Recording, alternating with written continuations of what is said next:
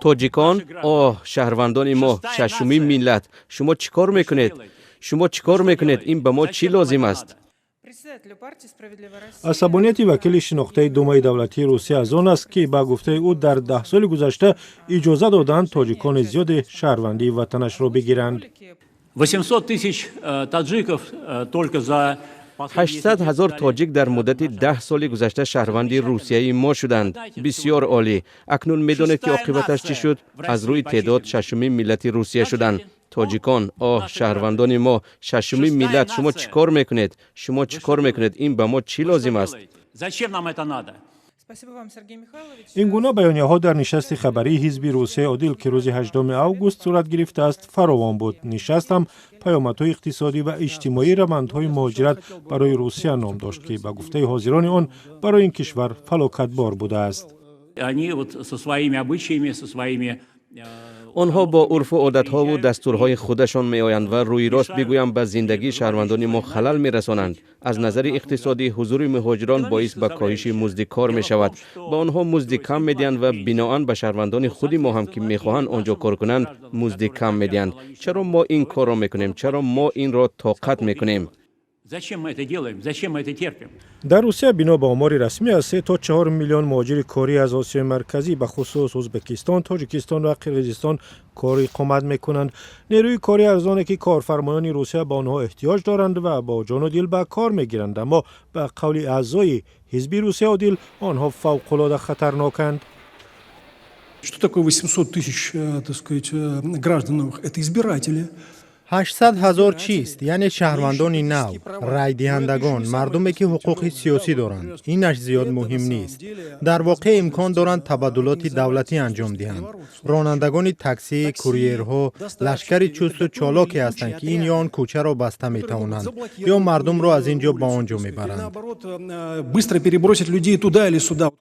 سرگئی میرانوف که از سیاستمداران مهاجرستیز روسیه است، پیوسته در دومای دولتی و یا رسانه‌ها مهاجران را بالای وانمود می‌کند که برای ویران کردن روسیه آمدند. چرا؟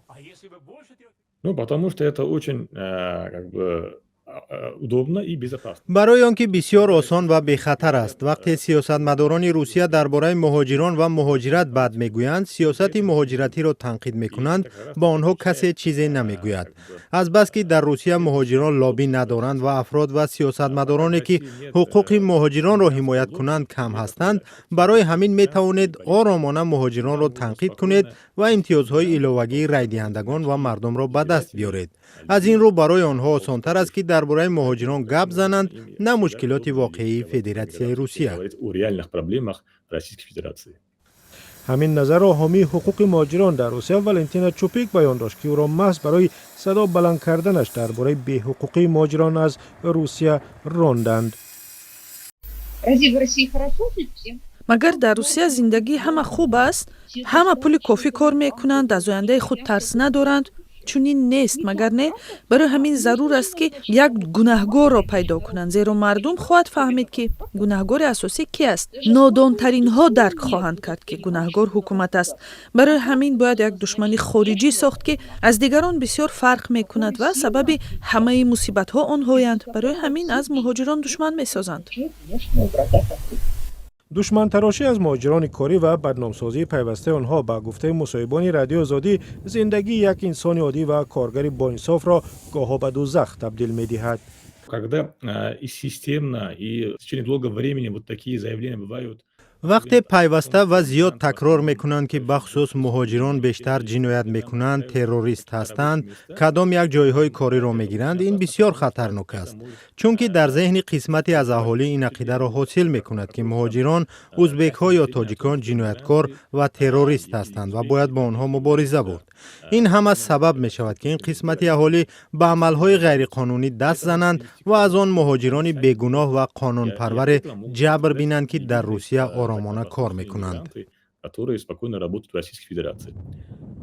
بنابر گزارش مرکز ساوا در روسیه که آمار جنایت‌ها در زمینه بیگانه ستیزی را جمع‌آوری و تحقیق میکند، تنها در ماه ایول در روسیه به 12 نفر به خصوص زادگان آسیای مرکزی حمله صورت گرفته است. از اول سال 110 مورد حمله به مردم غیر روس از جمله قتل یک نفر را ثبت کردند.